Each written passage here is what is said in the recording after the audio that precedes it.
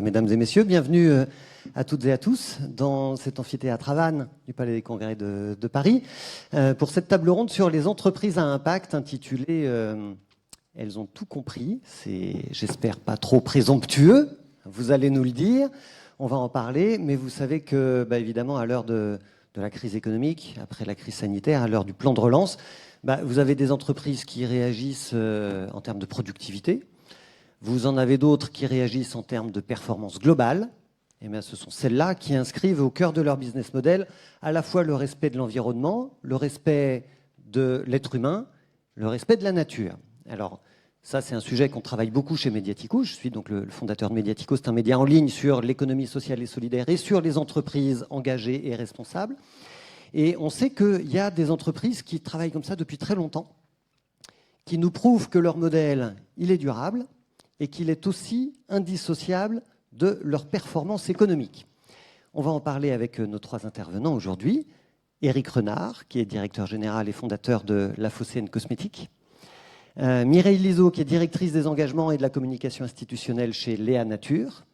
Et Emmanuel Solou, qui est le PDG de Restoria. Et pour vous les présenter très rapidement, avant qu'ils vous racontent le cœur de leur activité d'entreprise, d'entrepreneur, Éric Renard, je vais juste vous poser une toute petite question très rapidement. Alors, on va dire d'abord que votre entreprise a été créée en 1996, qu'elle réalise 30 millions d'euros de chiffre d'affaires, 30% à l'export, que vous avez 400 salariés et 2 marques phares, le Petit Olivier et l'OVA. Votre vocation, c'est de rendre les femmes plus belles, c'est magnifique. Et je voudrais savoir, juste que vous disiez aux personnes qui sont venues vous écouter, à quel endroit se trouve le siège de votre entreprise? Écoutez, dans la plus belle région du monde, puisqu'on est en Provence, à Salon de Provence, pas très loin d'Aix. Entre Marseille et Avignon, vous êtes venu nous apporter le soleil à Paris, voilà. Merci, c'est gentil. Mireille Lizaud, vous, Léa Nature, alors c'est une entreprise qui a été créée en 1993 et vous êtes dans l'entreprise depuis le début, si j'ai bien compris. Depuis un quart de siècle. C'est ça, depuis 27 ans. Vous avez suivi toute l'évolution de la boîte. La vocation de Léa Nature, c'est d'engager le mouvement de la consommation responsable auprès des consommateurs. C'est aussi d'engager le mouvement vers une consommation plus responsable, plus durable. Vous le faites à travers l'alimentation et l'hygiène, qui sont 2 secteurs d'activité, on l'a vu pendant la crise du Covid, qui sont absolument essentiels dans notre pays et en réalité qui sont vitaux pour tout le monde. Quel est le montant de votre chiffre d'affaires ? En 2019, 450 millions d'euros de chiffre d'affaires. Grosse taille déjà, hein ? Grosse taille. Emmanuel Solou, PDG de Restoria, une entreprise de restauration collective qui fête ses 50 ans cette année, qui réalise 57 millions d'euros de chiffre d'affaires. Vous êtes, avec 57 millions d'euros de chiffre d'affaires, le 10e opérateur de votre secteur d'activité sur un marché qui est complètement éclaté parce que vous ne faites que 0,5% de part de marché en étant le 10e opérateur. Vous avez 850 collaborateurs. Vous servez des plats dans les crèches, dans les écoles, dans les EHPAD, dans 17 départements de l'Ouest parisien. Combien de repas est-ce que vous servez par jour ? Alors, en temps normal, entre 70 000 et 80 000. Un peu moins depuis quelques mois. Alors, vous savez que vous pouvez interpeller nos intervenants, mais on ne fera pas circuler de micro dans la salle à cause du Covid. Donc, vous pouvez aller sur Internet, sur le site de produrable.com, vous demandez le programme 2020, vous allez sur le titre de cette session, Entreprises à impact, elles ont tout compris, et là vous pouvez cliquer sur le lien Interaction conférence. Et vous pourrez poser vos questions en direct, elles apparaîtront sur l'écran, et en tous les cas, je les aurai sur mon téléphone, elles apparaîtront et on pourra les poser pour vous. Première question, à tous les trois, mais on va organiser les choses. Éric Renard d'abord, mais la même question pour tous les trois. Qu'est-ce que ça signifie avoir de l'impact pour une entreprise comme la vôtre ? Alors, vaste question.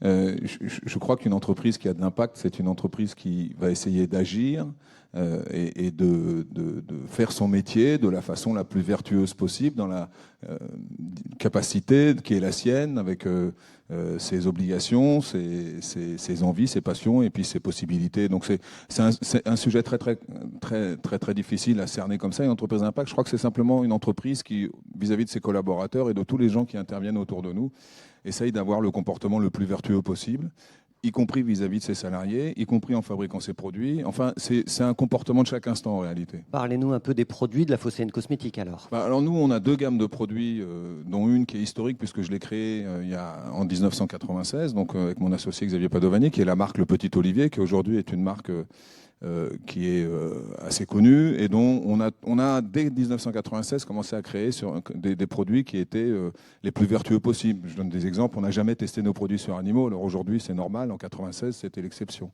On a travaillé il y a plus de 10 ans déjà, il y a 15 ans même maintenant, le temps passe vite, sur des plastiques d'origine végétale. Il faut savoir qu'il y a 15 ans, on en parlait très très peu. C'était tout le début. Et l'une des problématiques de notre métier de la cosmétique, c'est justement le plastique. Sauf qu'à cette époque-là, on avait un problème puisque on avait travaillé sur des plastiques à base de maïs et en fait, ça avait une sérieuse odeur de pop-corn. Et quand on les mettait dans les entrepôts, alors on ne le faisait pas en cosmétique, mais on l'avait fait dans les produits phytosanitaires, les rats les mangeaient, les souris les mangeaient parce que ça devait être excellent. Donc ça posait des vrais problèmes. Donc vous voyez, l'une des difficultés justement des entreprises responsables, c'est de réussir à allier l'efficacité économique, parce qu'on est quand même là pour gagner de l'argent, il ne faut pas l'oublier. Nous ne sommes pas des associations à but non lucratif, on doit payer nos salariés, on doit se développer, donc associer l'efficacité économique avec des comportements responsables. C'est peut-être ça la meilleure définition finalement, c'est associer l'efficacité économique à un comportement responsable. Où est-ce que vous vous fournissez? D'où viennent vos produits? Alors à 95,7%, parce que j'ai ma responsable développement durable qui va me râler dessus si je ne dis pas les bons chiffres, on achète 95,7% de nos produits en France, c'est-à-dire non seulement évidemment les jus, les savons, etc., mais également les flacons, les bouchons, les étiquettes, les emballages, etc. Donc 95,7% de nos achats sont français. Ce qui nous a permis pendant cette crise du Covid d'ailleurs d'être extrêmement réactifs par rapport à d'autres confrères qui l'étaient un peu moins. Donc vous voyez, ça marche aussi le local. Vous nous avez parlé du plastique. On va retrouver cette problématique du plastique aussi dans la restauration collective tout à l'heure. Mais dites-nous ce qu'il en est de vos objectifs de réduction de plastique. Alors, écoutez, nous, on s'est fixé un objectif, c'est de réduire de 40% de notre mise sur le marché de plastique vierge d'ici 2022-2023. Donc on va travailler pour ça sur évidemment beaucoup de plastique recyclé. Dans notre nouvelle gamme Lovea qu'on vient de lancer, qui sont des produits cosmétiques également, qui s'adressent plutôt à des consommatrices plus jeunes, on est aujourd'hui sur des flacons 100% recyclés. Ce qui pose des difficultés à la fois en termes de coût, puisque c'est des produits qui sont un peu plus chers, enfin le plastique est un peu plus cher, donc il faut qu'on rogne sur nos marges pour réussir à garder une efficacité économique. Et puis on essaye aussi de réduire le poids de nos flacons, on travaille beaucoup sur la possibilité de changer les plastiques, mais si on prend l'exemple du gel douche, un impératif, c'est qu'on ne peut pas faire de gel douche en verre, c'est impossible, parce que si vous faites tomber votre gel douche dans votre douche et qu'il est en verre et qu'il explose, ça pose quand même une difficulté majeure, donc on est obligé de garder du plastique, et il faut vraiment qu'on travaille là-dessus, alors soit avec des plastiques végétaux, soit donc on bosse dessus. Alors ça, je voudrais qu'on l'entende bien, parce que c'est vrai qu'on peut se dire, vous travaillez à base de plastique recyclé pour vos flacons d'emballage, de gel douche, très bien, mais le meilleur plastique, c'est celui qu'on ne produit pas, donc prenez autre chose. Donc le verre, vous me dites, ça marche pas. Le verre, ça marche parfois. Dans les pots de crème, on peut l'utiliser. Après, nous, on est le troisième plus gros industriel, le plus gros vendeur de savon solide en France. Donc, on vend plusieurs dizaines, centaines de tonnes de savon. Et le savon, c'est le produit qui est à la fois écologique et économique parce que c'est pas cher. Ça pollue très très peu. Il n'y a pas de plastique. Nous, en plus, on a un emballage papier. Donc, voilà, ça, c'est une solution. Après, un shampoing, un gel douche, c'est difficile de ne pas le mettre dans une bouteille plastique. Le carton, ça marche pas non plus. Nous, on a une problématique dans notre métier, ce qui est l'interaction contenu-contenant, que tout le monde connaît dans cette pièce. C'est-à-dire qu'il ne faut pas que les particules de l'un aillent dans l'autre, et vice-versa. Donc aujourd'hui, avec le carton, c'est compliqué. Ou alors avec les multicouches, mais le multicouche, alors c'est plus du tout écologique. Enfin, c'est parfois un peu compliqué d'être une entreprise responsable. Mireille Lizaud, qu'est-ce que ça veut dire pour vous, chez Léa Nature, d'avoir de l'impact ? Alors avoir de l'impact, c'est vraiment essayer d'avoir le plus possible un impact positif sur la santé de l'homme et, si possible, un impact neutre, voire positif, sur la protection de la nature et de la biodiversité. Donc, dès le départ, ça fait partie de l'ADN de l'entreprise de pouvoir concilier économie et écologie. Donc, notre développement économique, c'est toujours accompagné de démarches en faveur de l'environnement, du social et du sociétal, pour essayer d'avoir le plus possible un impact neutre, voire un impact positif. Et sur les deux gammes de produits que vous vendez, aussi bien l'alimentation que les produits d'hygiène? Alors, nous vendons environ 18 marques. Donc effectivement, plus de 70% de notre chiffre d'affaires est dans l'alimentation bio, les compléments alimentaires et les produits diététiques. Et enfin, on a toute une gamme de cosmétiques et d'hygiène, mais également une gamme de produits d'entretien écologique. Et donc dans toutes ces gammes, on travaille justement à essayer de limiter le plus possible nos impacts sur la planète, et toujours avec l'objectif que ce soit bénéfique pour la santé. Et où est-ce que vous allez chercher vos produits ? Alors, on a toute une démarche d'approvisionnement et d'achat de nos matières premières. Déjà, le premier critère, c'est que ce soit des matières premières bio, naturelles quand on ne les trouve pas en bio. Et ensuite, une logique d'approvisionnement le plus possible en France, et sinon après dans les pays limitrophes, pour limiter les kilomètres alimentaires. Et également d'investir en région, donc dans des outils de production bio, en travaillant avec des producteurs locaux, et toujours aussi pour essayer de développer le plus possible des circuits courts et limiter les kilomètres alimentaires. Emmanuel Solou, dans la restauration collective, avoir de l'impact, qu'est-ce que ça veut dire pour vous ? Alors, moi, je pense que de l'impact, on en a tous, positif ou négatif. Moi, je dirais surtout avoir conscience de ces impacts et savoir comment les transformer, comment faire que les menaces deviennent des opportunités. Et c'est plutôt comme ça que je vois, moi, la notion d'impact. Pour illustrer, j'ai envie de vous parler des fondamentaux de Restoria. Alors, il y a cinq points. Je ne vais pas faire les 5, ça sera trop long. Mais je vais en prendre 2 dans ces 5 fondamentaux. Le premier, c'est notre mission, puisque nous sommes en train d'aller vers l'entreprise à mission. Et on a écrit notre mission il y a maintenant 2 ans et demi, donc c'était bien avant la loi Pacte. Donc elle n'est peut-être pas tout à fait conforme à la loi Pacte, alors on va peut-être l'ajuster. Mais notre mission à nous, c'est défendre une restauration vraie et sincère. On est là pour défendre une restauration vraie et sincère. Défendre, ça veut dire qu'il y a peut-être un petit danger, il va falloir se battre. Défendre une restauration qui soit vraie, ça veut dire qu'elle est faite avec des vrais produits, des vraies matières premières, transformées avec des gens qui ont un vrai talent, qui sont des cuisiniers, des charcutiers, des pâtissiers, qui sont passionnés. Ça, c'est une restauration vraie et sincère. Ça veut dire qu'elle ne ment pas. Elle fait des promesses qu'elle tient et elle ne fait pas de mensonges. Donc ça, c'est notre mission, défendre une restauration vraie et sincère. Et puis, de cette mission, on a d'autres éléments dans les fondamentaux, mais je vais prendre un autre élément qui est important, qui est la vision. On a, comme tout dirigeant d'entreprise, on fait des plans stratégiques à 5 ans. D'accord ? On se dit, dans 5 ans, qu'est-ce qu'on veut faire, où on veut aller, comment, pourquoi, comment, etc. Et puis, alors l'entreprise, c'est une entreprise familiale que j'ai rachetée avec mon associé, puisqu'elle a été créée par son père et par mon père, et on l'a rachetée en 2001.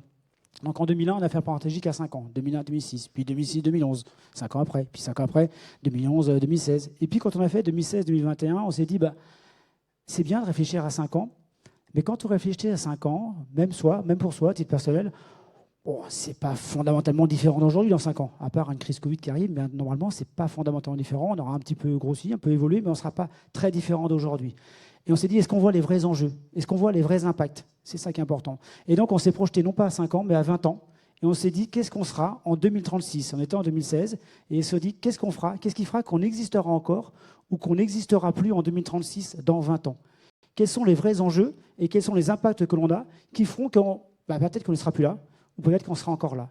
Donc on a écrit à l'époque notre vision 2036 avec 4 axes dans lesquels il y a 7 objectifs. Et on sait que si ces 7 objectifs-là, on ne les atteint pas, on ne sera plus là. On ne sera plus là en 2036, on aura disparu avant. Donc on a 20 ans, alors maintenant on n'a plus que 16 ans parce que le temps passe vite, mais on avait 20 ans, on a 16 ans pour atteindre ces 7 objectifs dans ces 4 axes pour faire en sorte qu'on existe encore à ce moment-là. Est-ce que vous pouvez les citer très rapidement ? Oui, je vais faire vite. Alors il y a 4 axes. Le premier, c'est naturellement bon, puisque notre vision en 2036 s'appelle 2036 naturellement, et on espère qu'à l'époque ce sera naturel d'avoir une vision comme ça. Donc 2036 naturellement, premier axe, c'est naturellement bon. Et là, l'objectif qui est associé, c'est une alimentation 100% saine. Ça veut dire qu'en 2036 au plus tard, on veut garantir une alimentation 100% saine. Alors quand je vous dis ça, en fait, je suis en train de vous faire un aveu. Je suis en train de vous dire que peut-être aujourd'hui, Donc, ce qu'on sert tous les jours au quotidien à nos convives, que ce soit des enfants, des personnes âgées ou des personnes dans les restaurants entreprises, peut-être que l'on sert n'est pas 100% sain. Mais oui, malheureusement, je ne suis pas sûr, je ne suis pas persuadé.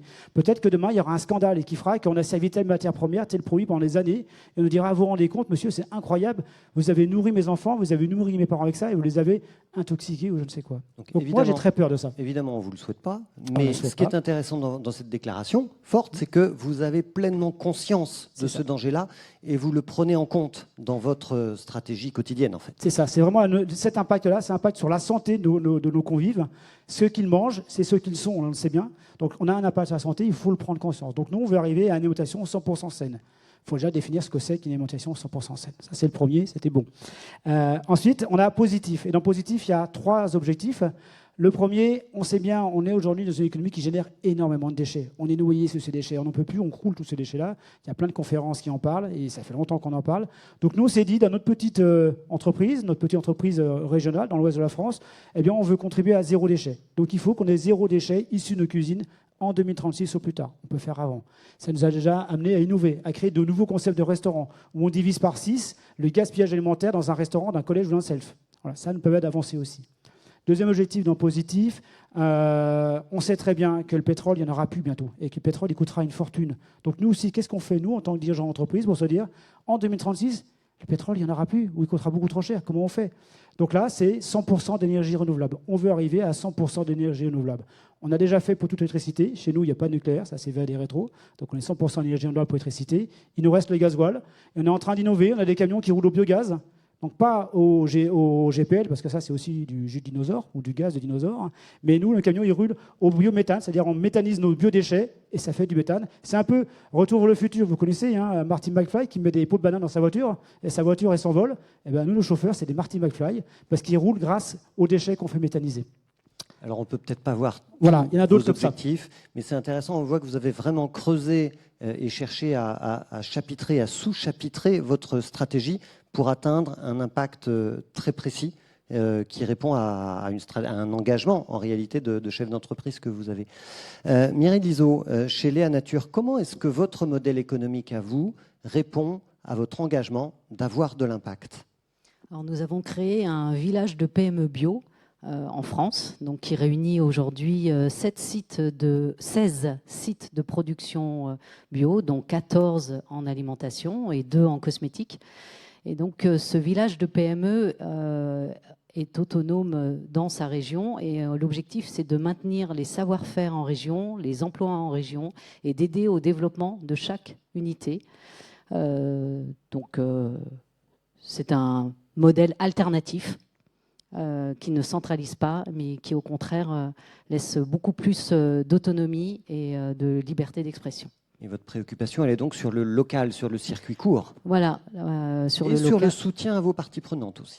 Et le soutien aux parties prenantes, puisqu'en fait, on a créé un fonds dédié au soutien aux filières agricoles bio en France, de 5% du résultat net de chacune de nos sociétés, pour investir et aider en fait à la structuration des filières agricoles bio en France. Vous savez qu'aujourd'hui, il y a seulement 7% de surface agricole bio en France. Et donc, en fait, on a créé ce fonds pour aider au développement et à la structuration des filières agricoles bio. Le soutien aux producteurs, le soutien aussi aux associations. Alors, depuis 2007, on a décidé d'adhérer au club 1% for the Planet. Ce mouvement mondial créé par Patagonia à l'origine est de mobiliser le milieu économique en faveur de la planète. En 2007, on a été la première ETI ou grande PME à entrer dans ce mouvement en France. Aujourd'hui, à fin 2019, on a déjà reversé 11 millions d'euros pour la planète. Donc c'est un engagement conséquent.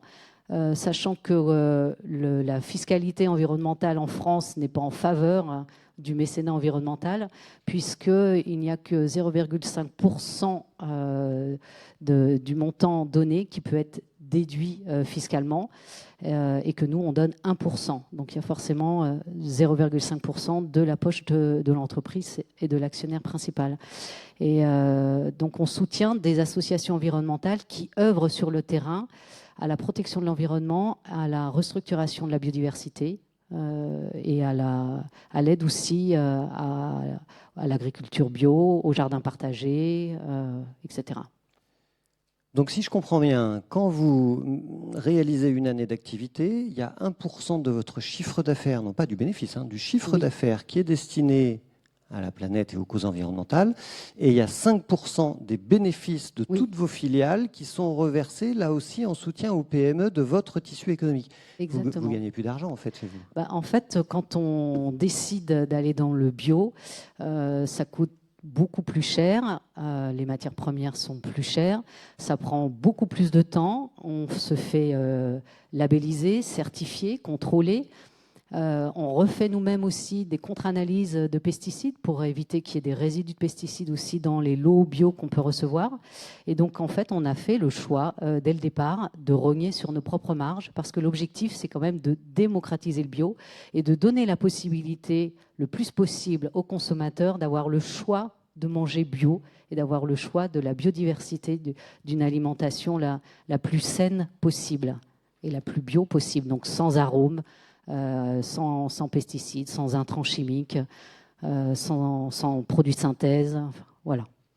Et cette réponse répond assez bien, je trouve, à une des questions que vous avez posées dans la salle. Qu'est-ce qui guide une entreprise à impact? Est-ce que ce sont les valeurs ou les croyances, ou bien le business? Et chez vous, en tous les cas, à l'évidence, ce n'est pas le business. Éric Renard, qu'est-ce que ça implique pour vos parties prenantes d'être une entreprise à impact qui a tout compris, ou en tous les cas qui essaye de tout comprendre? Et qu'est-ce que ça implique aussi sur votre stratégie? Vos parties prenantes, si on regarde un petit peu vos clients, si on regarde vos distributeurs, qu'est-ce que ça signifie? Alors, nous, on travaille avec la grande distribution, donc vous pouvez nous trouver dans toutes les enseignes, les grandes enseignes françaises.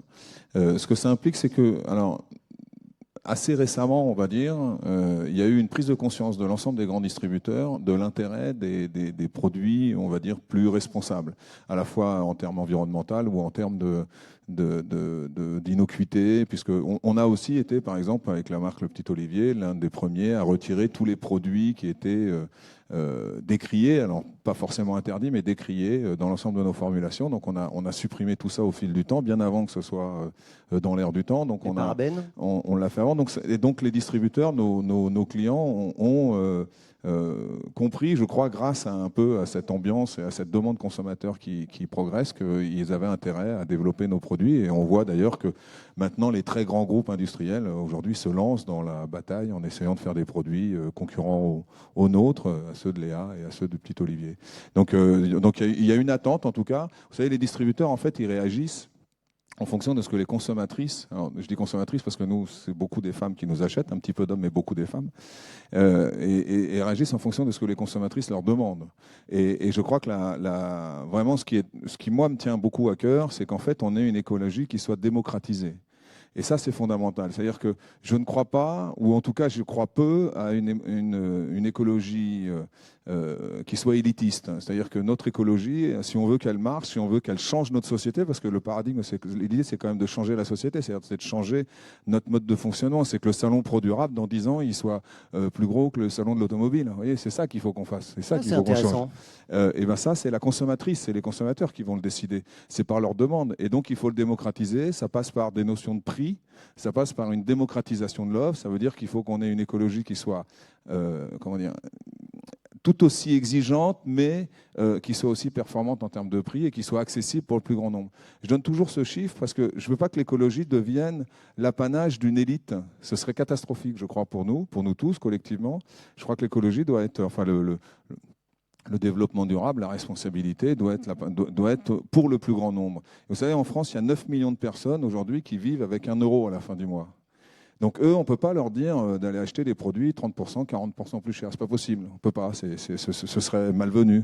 Donc nous, notre job à la Phocéenne, c'est d'essayer de faire des produits cosmétiques les plus responsables possibles et les moins chers possibles. C'est une préoccupation très présente chez vous. Vous en avez déjà parlé en préparant cette table ronde, celle du pouvoir d'achat.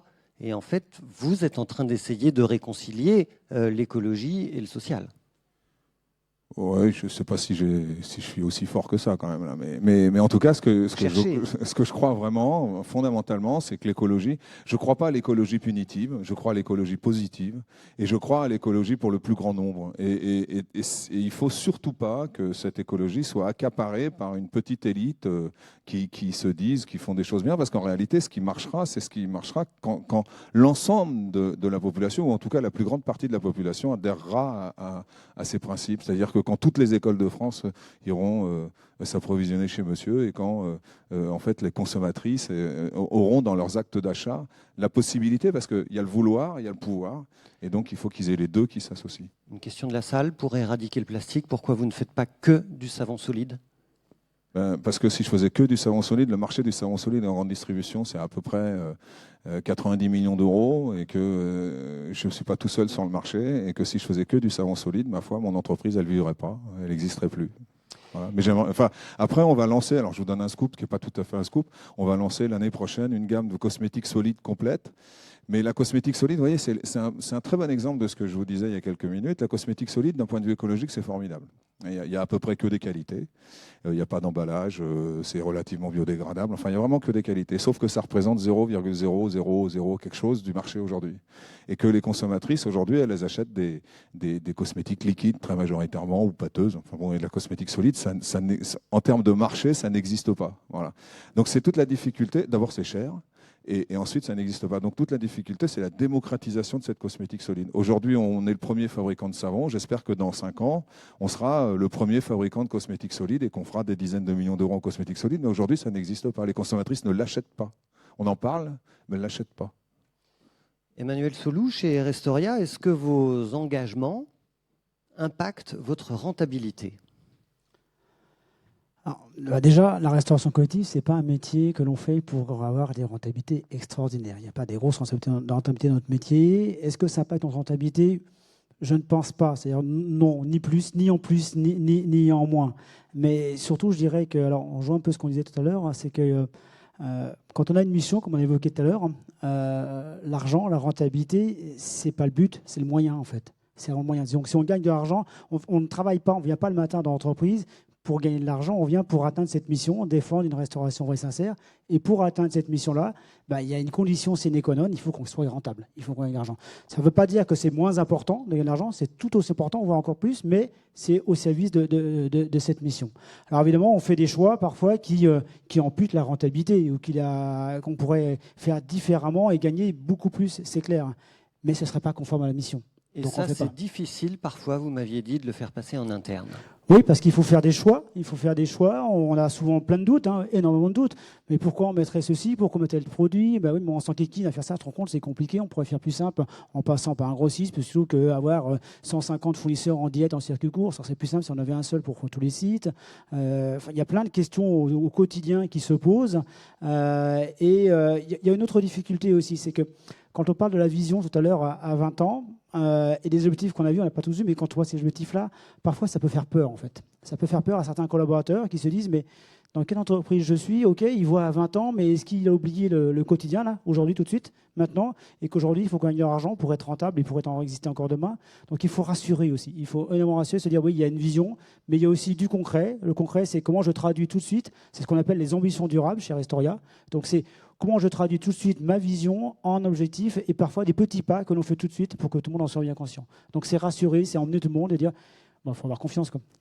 Alors vous aussi, vous avez cet enjeu du plastique. Les barquettes que vous servez, pour beaucoup, sont en plastique.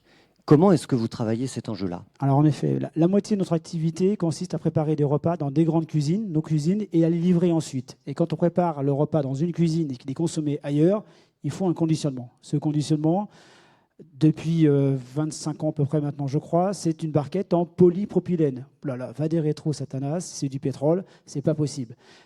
Depuis 2006, on a décidé qu'on voulait se passer de ce polypropylène pour transporter nos repas de nos cuisines chez nos clients. Depuis 2006, depuis 14 ans, on cherche. Depuis 14 ans, on ne trouve pas. On ne trouve pas le matériau qui est capable de remplacer le polypropylène avec les mêmes qualités. C'est-à-dire, ça résiste au froid, ça résiste au chaud, ça résiste à l'humidité, c'est étanche, c'est pas trop lourd parce que sinon ça va multiplier le transport.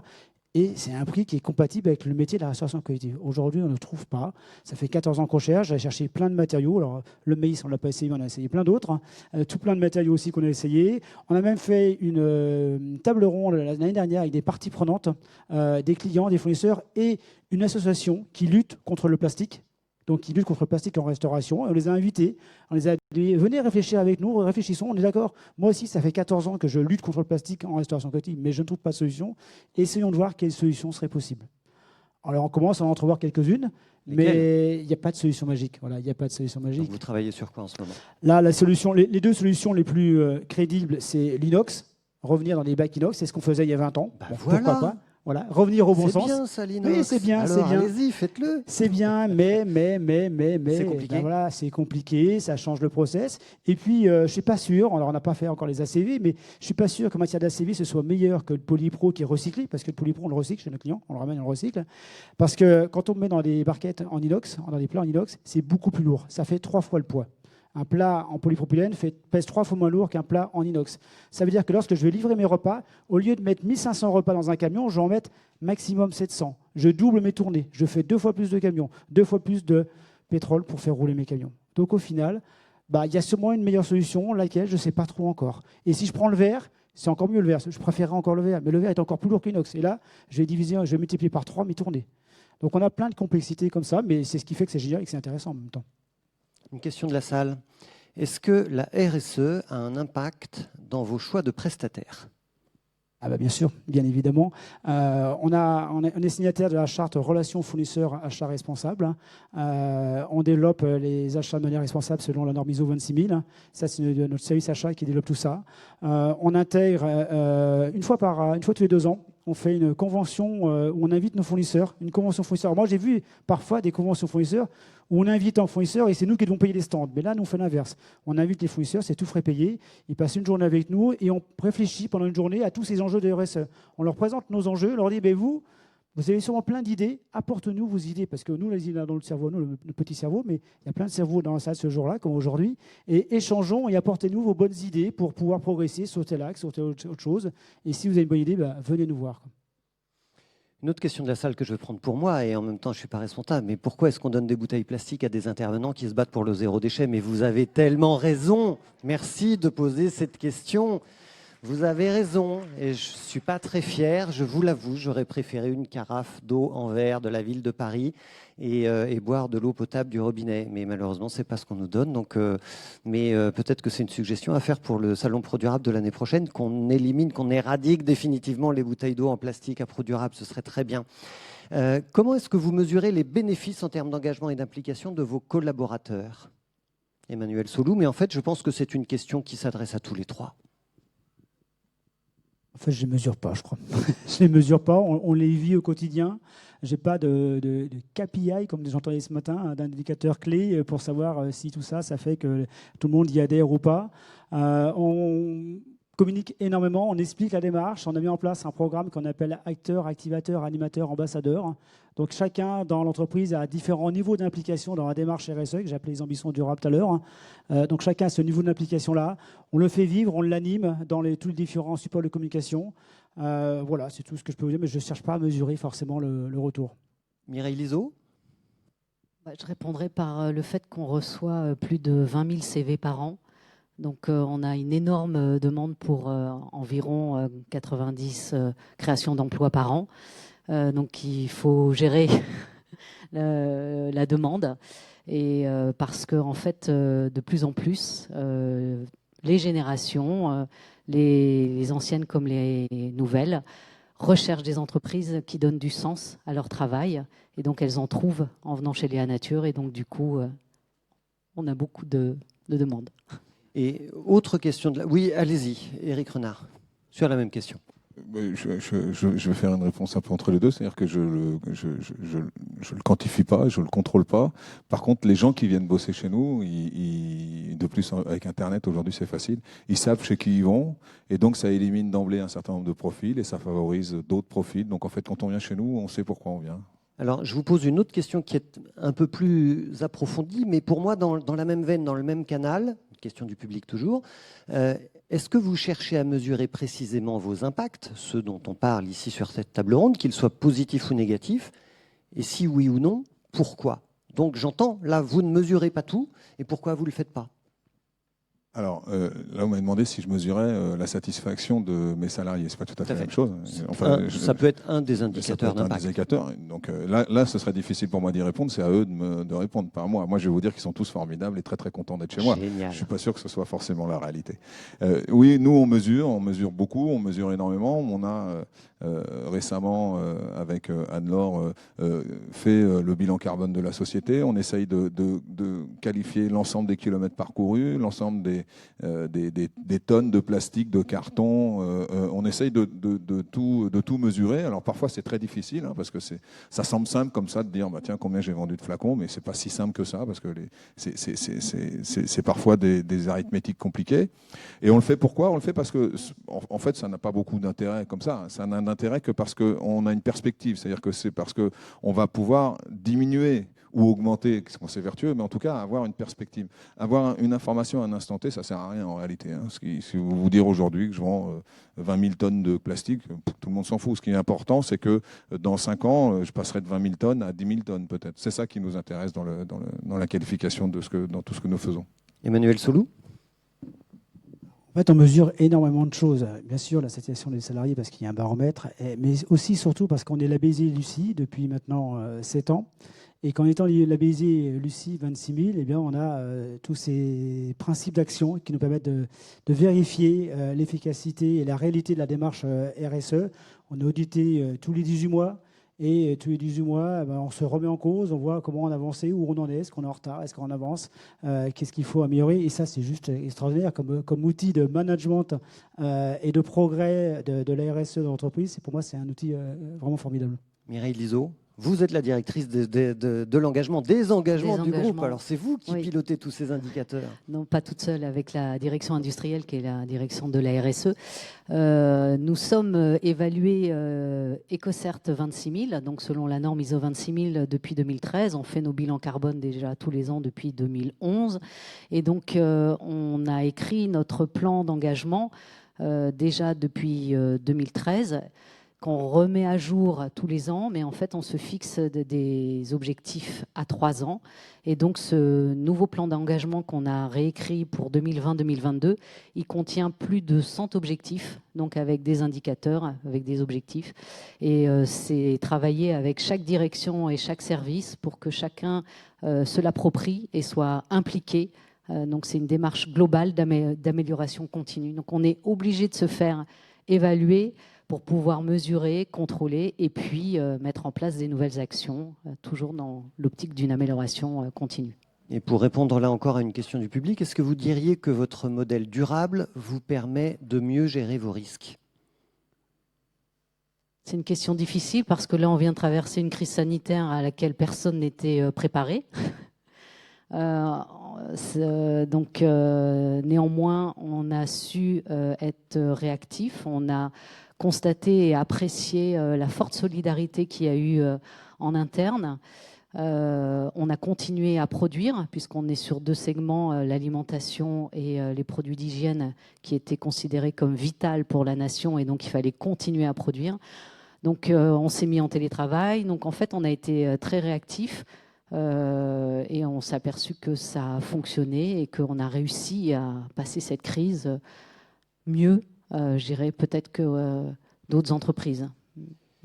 Emmanuel Solou, on arrive là vers la fin de cette table ronde. Comment est-ce qu'on peut faire pour que les pionniers, ces entreprises à impact, qui ont travaillé l'impact peut-être avant les autres, parfois des dizaines d'années avant les autres, comment est-ce qu'on peut faire pour qu'elles deviennent des exemples pour d'autres? Je ne sais pas si c'est les exemples, mais au moins l'idée de se dire on peut le faire, c'est faisable. Donc déjà témoigner comme on fait aujourd'hui. Et on vous remercie de nous faire témoigner, venir s'ouvrir à des salons. Moi, je me souviens que si on s'est lancé dans cette démarche-là, c'était en 2006. On a initié la démarche on appelait ça à l'époque de développement durable. On ne disait pas RSE. C'est suite à une conférence à laquelle j'ai participé. Et ça a été un véritable déclic. Et on a vraiment s'est dit il faut qu'on fasse différemment d'entreprise, il faut qu'on fasse autre chose. Qu'on change alors j'ai un très mauvais accent anglais, mais du business as usual. On doit faire différemment. Donc prendre conscience, ça c'est primordial. Ouvrir grand les antennes. anticiper sur l'avenir. Nous, on voit à 20 ans, donc quel est l'avenir, témoigner. Et puis, autre chose à évoquer, c'est que c'est peut-être pas que dans l'entreprise, mais en tant que dirigeant d'entreprise, on le fait dans nos boîtes, c'est aussi le faire à l'extérieur.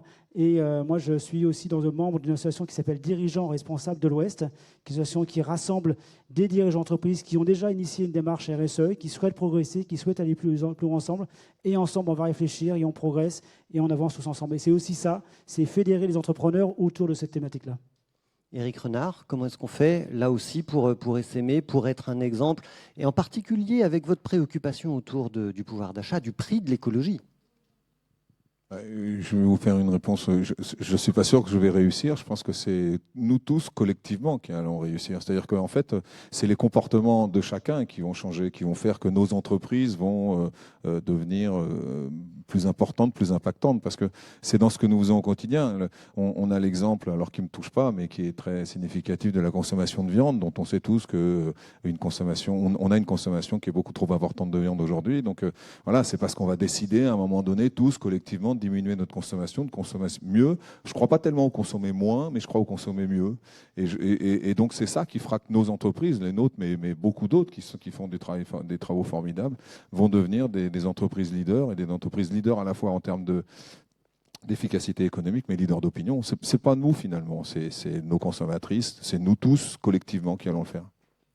Même question, Mireille Lizaud, comment est-ce qu'on donne l'exemple à d'autres? Comment est-ce qu'on transforme le paysage économique et la société tout entière?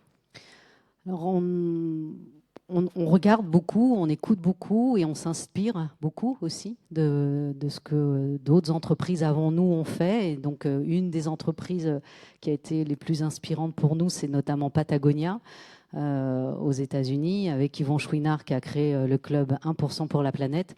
Et on s'est dit vraiment à ce moment-là, c'est lui qui a raison, le milieu économique doit se mobiliser et aussi interpeller à sa part à faire en faveur de l'environnement. Et donc on a créé ensuite en 2011 notre fondation d'entreprise. Et cette fondation a une grande mission de sensibilisation de nos parties prenantes et du grand public.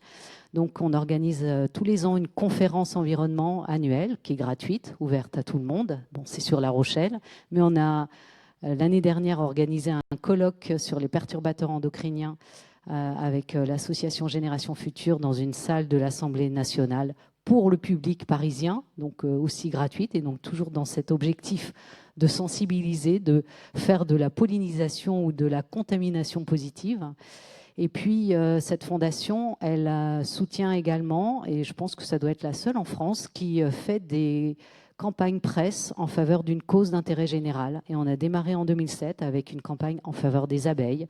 On en a fait une pour interpeller sur le fait que les nourrissons, dès qu'ils naissaient, ils avaient des pesticides déjà dans le cordon ombilical. Donc, des fois, on prend des partis pris assez militants qui peuvent choquer l'opinion publique, mais qui font partie de nos convictions intimes, qu'il faut aller dans le sens de l'intérêt général, et donc en fabriquant des produits le plus bio possible, le plus sain possible.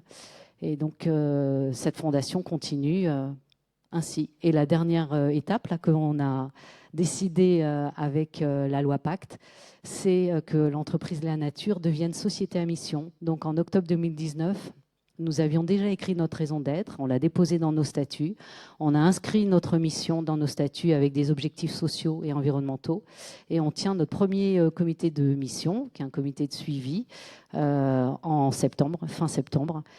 Et on continue encore, c'est-à-dire que la loi Pacte nous permet également de créer une fondation actionnaire, et ça sera la prochaine étape. Dernière question du public. Est-ce qu'on peut envisager qu'une entreprise à impact ne cherche pas à devenir société à mission? Ça vous paraîtrait cohérent, légitime, ou c'est un chemin naturel? Ça me paraît cohérent et que, idéalement, oui. Qu'on y aille. Qu'on y arrive.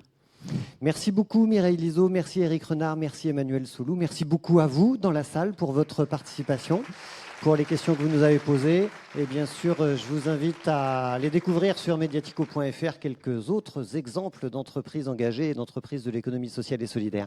Bonne fin de salon.